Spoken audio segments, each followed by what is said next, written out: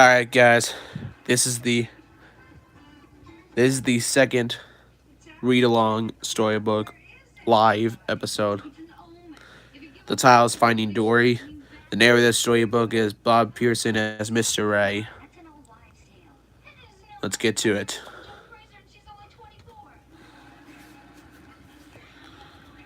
Hello, this is Mr. Ray, and this is the story of how Dory finds her family. You can read along with me in your book. You will know it is time to turn the page when you hear this sound. Oh, let's begin now. Dory was a baby blue tang fish. She lived with her parents, Jenny and Charlie. But Dory was not like other fish. She suffered from short-term memory loss. Dory's parents tried to help her with her memory, but nothing seemed to work. One day, her parents taught her how to play hide and seek. Her parents hid while Dory counted, but Dory quickly forgot about the game. When her parents came out of their hiding spots, Dory was sad that she had forgotten again. When she was little, Dory was separated from her parents. Alone, she wandered the ocean looking for them.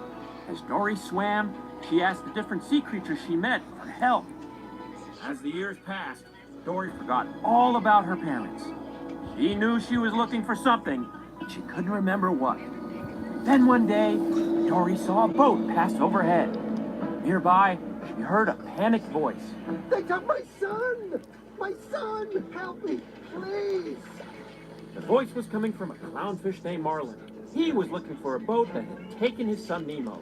Dory knew which way to go. Hey, I've seen a boat. Follow me. Together, Dory and Marlin traveled across the ocean and brought Nemo home. When they returned from their adventure, Marlin invited Dory to live with him and Nemo on the Great Barrier Reef. Dory was very happy in her new home. One day, she went with Nemo on a class field trip to see the stingray migration. That's us! The stingrays were going home. Dory swam after the stingrays, but she got too close to the edge of the reef. She was pulled into the undertow. As her whole world went black, she had a fuzzy memory of her parents. When Dory woke up, she had a strange feeling. I remembered something. I actually remembered something important. Marlin asked her what it was, but she couldn't remember. But Nemo had overheard Dory muttering about the jewel of Morro Bay, California. When he told Dory what she had said, it triggered another flashback. My family! I remember my family! They're out there somewhere. Let's go. We have to go.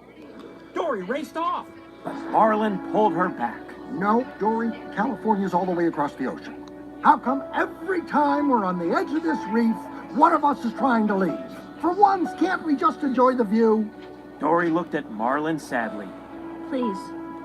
All I know is that I miss them.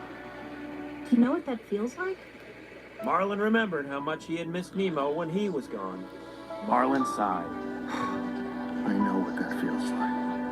He and Nemo agreed to go to California with Dory. With the help of Marlin's sea turtle friend Crush, the trio soon made it across the ocean.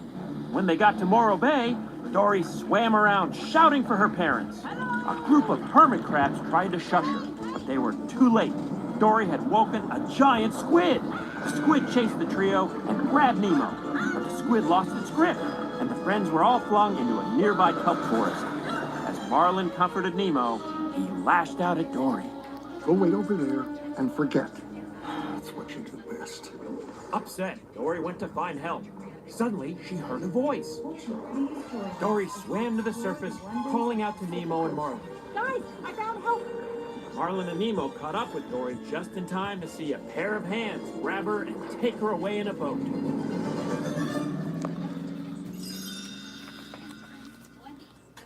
The humans dropped Dory into a fish tank and clipped an orange tag to her fin.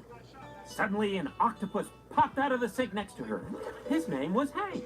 He was actually a septopus, an octopus with 7 tentacles. Hank told Dory that she was in quarantine, where sick animals were treated before being released back into the ocean. Then he explained what her tag meant. It's a transport tag for fish who can't cut it inside the Institute. They get transferred to permanent digs, an aquarium in Cleveland. Dory told Hank that she couldn't go to Cleveland. She had to get to the Jewel of Morro Bay, California to find her family. Hank looked at her confused. That's this place, the Marine Life Institute, the jewel of Morro Bay, California. You're here. Dory gasped. I'm from here. Hank asked her what exhibit she was from, but Dory couldn't remember. The octopus offered her a deal. If he helped Dory find her family, she would give him her tag so that Hank could go to Cleveland in her place. Dory agreed, and the pair took off. As Hank and Dory wandered the Institute, they met Bailey, a beluga whale who could use sound waves to see, and a whale shark named Destiny. Destiny knew Dory. You and I were friends. We talked through the pipes when we were little. You from your exhibit, me from here. We were pipe pals. Destiny told Dory that she was from the open ocean exhibit. She suggested that Dory swim through the pipes to get there, but Hank couldn't fit into the pipes, and Dory was worried she would get lost on her own. She was determined to find another way to the exhibit. Using a baby stroller for transport, Dory navigated while Hank rolled them toward the open ocean exhibit. But the two made a wrong turn. They ended up in the touch pool, a tank where children got to touch sea creatures. Hank was scared, but Dory encouraged him to just keep swimming. Finally, they escaped. Dory looked up. They had made it to the open ocean exhibit. Dory gave Hank her tag. You know, I think I'm gonna remember you. Hank shook his head. You forget me in a heartbeat, kid. I'll have a hard time forgetting you, though. Gently, Hank dropped Dory into the tank. Meanwhile, out in the ocean, Marlin and Nemo were looking for a way to save Dory when they met two sea lions. The sea lions explained that the boat would have taken Dory into the Marine Life Institute, where she would be put in quarantine. Marlin was worried. How would he and Nemo get inside to save Dory? The sea lions called for Becky, a bird who lived nearby. Becky scooped up Marlin and Nemo in a bucket and headed for the Institute. But Becky got distracted and left the bucket in a tree. Thinking they had been abandoned, Marlin tipped the bucket over. He and Nemo fell out and landed in an aquarium in the Institute's gift shop. Marlin looked around. Oh, at least we're not stuck in the bucket anymore. Back in the open ocean exhibit, Dory spotted a trail of shells. She followed it and found her childhood home. Her parents weren't inside, but her memories came flooding back. She remembered going outside to look for a shell for her mom and being sucked into the undertow. It was my fault. My parents. I lost them. Just then, a crab interrupted Dory's thoughts. He told her that the blue tangs had been taken to quarantine. Dory couldn't believe it. What? No, my parents are back in quarantine? They're being shipped to Cleveland, but I just got here. The crab gave Dory directions back to quarantine. Without Hank around, she would have to go through the pipes. Steeling herself, Dory bravely swam forward. But, try as she might, Dory couldn't remember the directions. In no time, she was lost. Then Dory remembered Destiny. She called out in wail to her friend. Bailey and Destiny gave Dory directions to quarantine. Dory was almost there when she ran into Nemo and Marlin. They had found a way out of the gift shop aquarium and into the pipes. They had been looking for Dory. Marlin apologized to Dory, then he headed back down the pipes. Follow me, it's time to head home. But Dory wasn't ready to go. Wait. My parents are here. The trio continued through the pipes together toward quarantine, but Dory was nervous to meet her parents. Do you think my parents will want to see me because I lost them? Marlin smiled at Dory. Ever since I've met you, you've shown me how to do stuff I never dreamed of doing. Dory, because of who you are about to find your parents. And when you do that, you'll be home. When they reached quarantine, the tank of blue tanks had already been loaded on the truck to the aquarium. Suddenly, Hank appeared. Lifting Dory and her friends into a coffee pot, he helped them onto the truck. Inside, the blue tanks recognized Dory.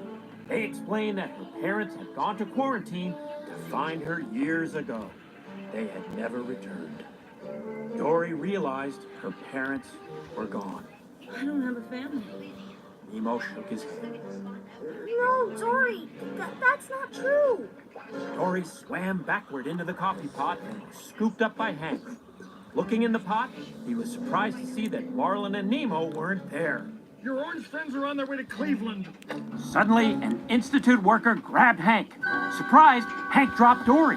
He watched horrified as the little blue tang spilled onto the floor and down a drain to the ocean. Dory shot out of the drain into the ocean. All alone, she began to panic. What do I do? What would Dory do? As Dory swam, she spotted a trail of shells. She decided to follow it. In the distance, Dory saw two figures moving toward her. It was her parents. They were overjoyed to see Dory. Crying happily, they pulled Dory close. She smiled. It's you. It's really you. Dory's parents explained that when they didn't find her in quarantine, they realized that she must have gone through the pipes to the ocean. They knew they had to do the same thing. They had been waiting in the same spot for years, hoping Dory would return. When her parents asked her if she had been alone all that time, Dory suddenly remembered her friends. Marlin and Nemo were still on the truck. Dory and her parents swam toward the Institute. Dory called out to Destiny to help them. Bailey and Destiny jumped out of their pools and into the ocean. The whale shark was thrilled to see Dory. But Dory didn't have any time to waste. Bailey had used his special sight to locate the truck. Dory asked some otters for help. Destiny flipped Dory toward the truck, and one of the otters caught her. On Dory's signal, all the otters began to hug. It was a cuddle party. Traffic stopped. The otter brought Dory to the back of the truck. Hank took Dory and placed her into Marlin and Nemo's tank. Nemo was excited to see Dory. Dory, you came back. Dory smiled at him and Marlin. She couldn't leave her family. Suddenly, Hank knocked on their tank. The fish had to find a way to get back to the ocean before it was too late. As Marlin called for Becky, Hank put Marlin and Nemo into the bucket.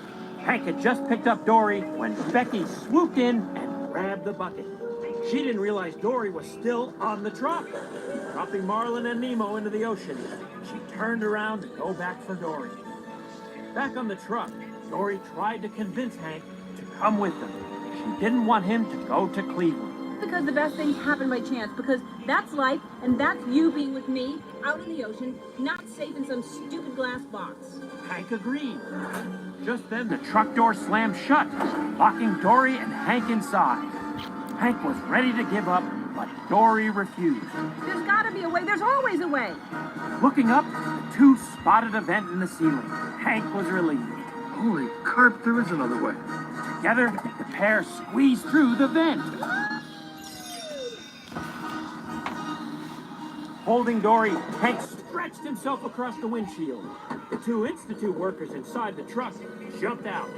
Hank took the driver's seat and set Dory in a cup. He steered while Dory navigated. Dory knew they had to get back to the ocean. Nervously, Dory looked at Hank. She was going to ask him to do something crazy. He smiled. I'm okay with crazy. Together, they drove the truck off the road and into the ocean. Dory, Hank, and the rest of the fish fell into the ocean where Dory's friends and family were waiting. They were free.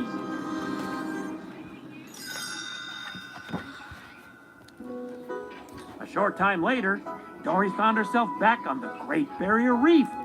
Hank, Destiny, Bailey, and her parents had come to live with her, Marlin, and Nemo. One day, Marlin followed Dory to the drop-off. He was worried that she would forget where she was going and get lost.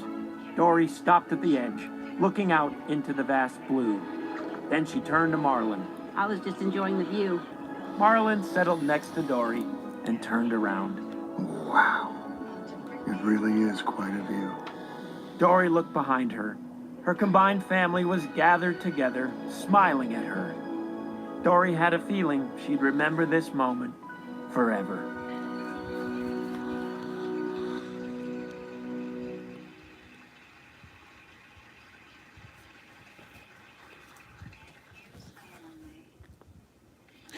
That's going to do it for this read along.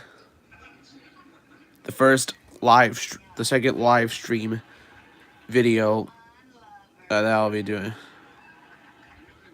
And that's going to do it for this video. So I'll see you guys for more videos. Bye for now.